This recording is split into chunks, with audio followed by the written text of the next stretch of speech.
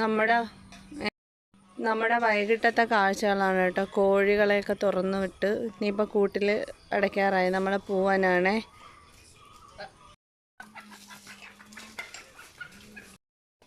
ഇപ്പോൾ കുറച്ച് മീൻ കിട്ടിയായിരുന്നു. അപ്പോൾ ഉമ്മച്ചി ഇവിടെ ഇരുന്ന് അതിനെ നന്നാക്കിക്കൊണ്ടിരിക്കുകയാണ്. അയലയാണ്. ഇനിയിപ്പോൾ അതിനെ കറി വെക്കണം.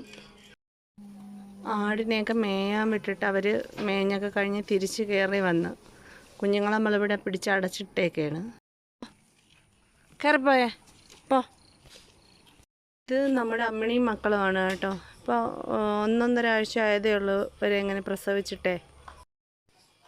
അപ്പോൾ വൈകുന്നേരം ആകുമ്പോൾ നമ്മളിങ്ങനെ അങ്ങ് വിടും. അവിടെയൊക്കെ ഒത്തിരി പരയിടങ്ങളിങ്ങനെ കിടപ്പുണ്ട്. അപ്പോൾ ഇവർ പോയി മേഞ്ഞിട്ടൊക്കെ ഇങ്ങനെ വയറ് നിറയുമ്പോഴത്തേക്ക് തിരിച്ച് കയറി വരും. മീൻ കറി വയ്ക്കാനുള്ള ഉള്ളിയൊക്കെയാണ് കേട്ടോ. ഉള്ളി, തക്കാളി, വെളുത്തുള്ളി, ഇഞ്ചി എല്ലാം ഞാൻ എടുത്ത് വെച്ചിട്ടുണ്ട്. മീൻ മുളകിട്ട് കറി വയ്ക്കാനായിട്ടാണ്. അപ്പം ഞാനിതൊന്ന് നന്നാക്കി എടുക്കട്ടെ. വീട് തൂക്കുന്ന ജോലിയൊക്കെ കുഞ്ഞിനാണ്. അവളെ അങ്ങ് ഏൽപ്പിച്ചേക്കും. അപ്പോൾ വൈകുന്നേരം വീട് തൂക്കുകയും വൃത്തിയാക്കുകയൊക്കെ ചെയ്യുന്നത് അവളാണ്.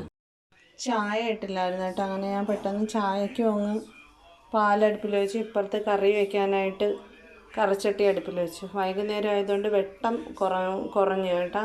നേരത്തെ അങ്ങ് ജനലൊക്കെ അടയ്ക്കും, ഇല്ലെങ്കിൽ നിറച്ചും കൊതുക. അപ്പോൾ അത് പാലും ഒരു പൊതിയൊക്കെ ആയിട്ട് വന്നേ. ഇതിൻ്റെ അകത്ത് എന്താ നമുക്ക് തുറന്നു നോക്കാം.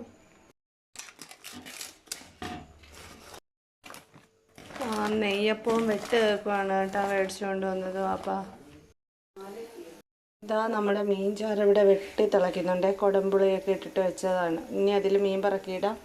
അപ്പം തന്നെ പാലും തിളച്ച് തുടങ്ങിയിട്ടുണ്ട്. അപ്പോൾ ചായയാക്കി നെയ്യപ്പവും വെട്ട് കേൾക്കുമായിട്ട് അതങ്ങ് അകത്താക്കാം.